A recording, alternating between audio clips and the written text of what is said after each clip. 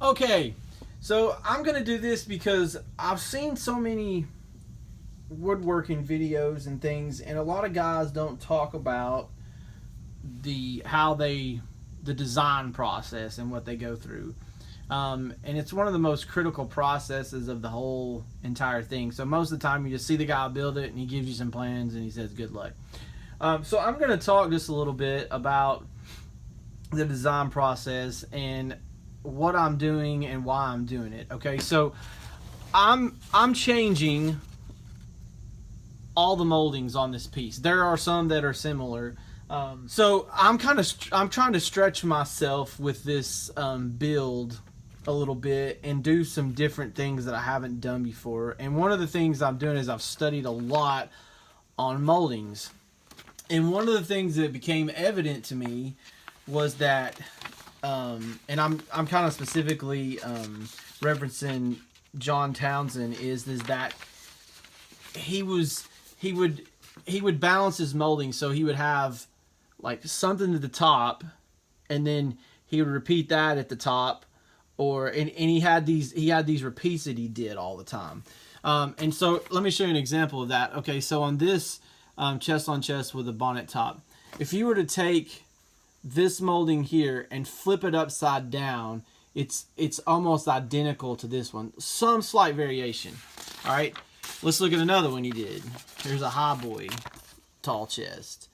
Same thing here. This molding flipped upside down.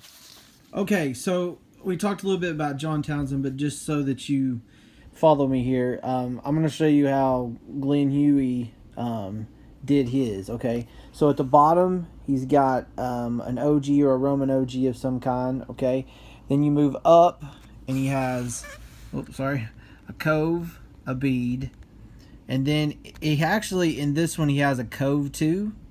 Then he starts back over with his Roman OG, and then you come up here, and he has some dental molding, which is just sort of an embellishment, and then he has a cove, a bead, and a cove.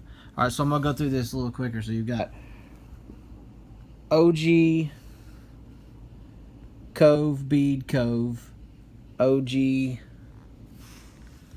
cove, bead, cove. Okay, so you're gonna see this in just about any craftsman's furniture, is the balancing of those moldings. So keep that in mind when you're building and designing your own pieces. Or right, so I started this whole project off with the whole molding ideas, and what I did was is I went and found pieces that inspired me, and I studied them and looked at them.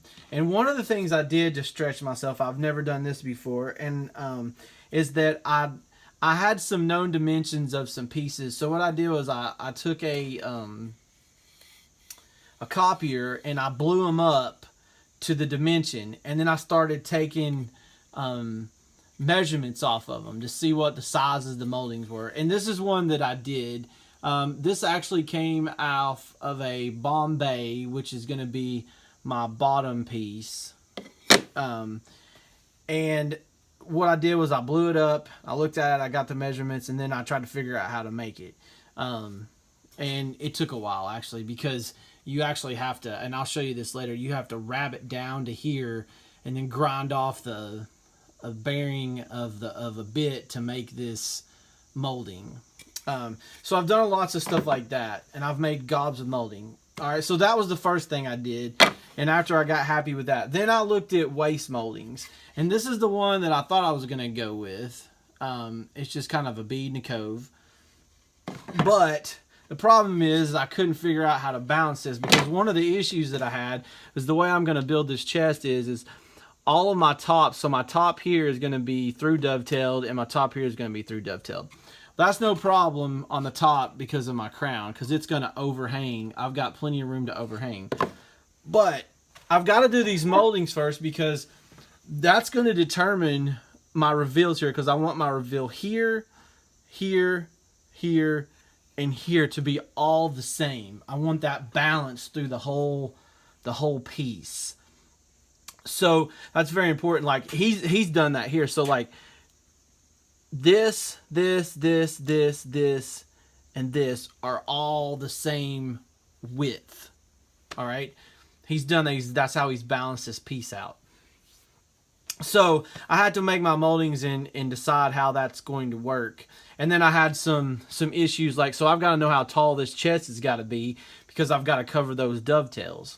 Okay, so that's the reason I'm starting with the molding. It seems kind of a backwards way to do it. Now, the next thing I've got to do is I've got to figure out my quarter columns, because I've actually never done quarter columns before.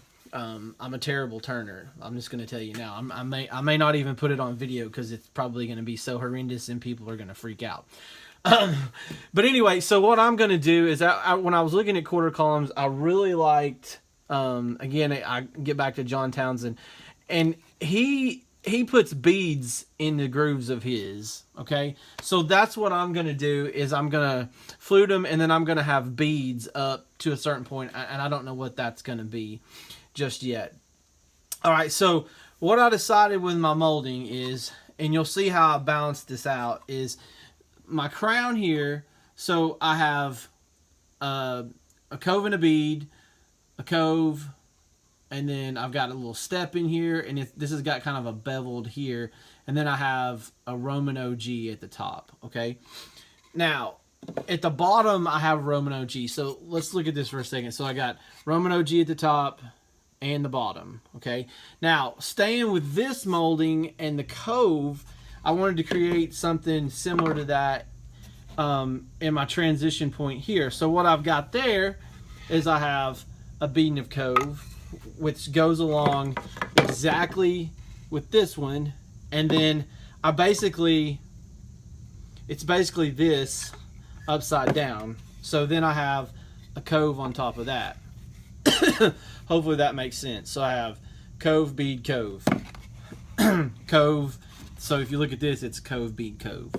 Okay, so that's how I did that. And then I've got my Roman OG at the top and Roman OG at the bottom. So that's how I decided that, and that's how I came up with that. All right, that's it for this video. If you like it, like and subscribe, share it with others. And I will be showing how I made these moldings, but we're just going to kind of take it one step at a time. And one thing I will tell you with this is that I'm going to get interrupted in the middle of this, because I do this professionally and I've got to make money.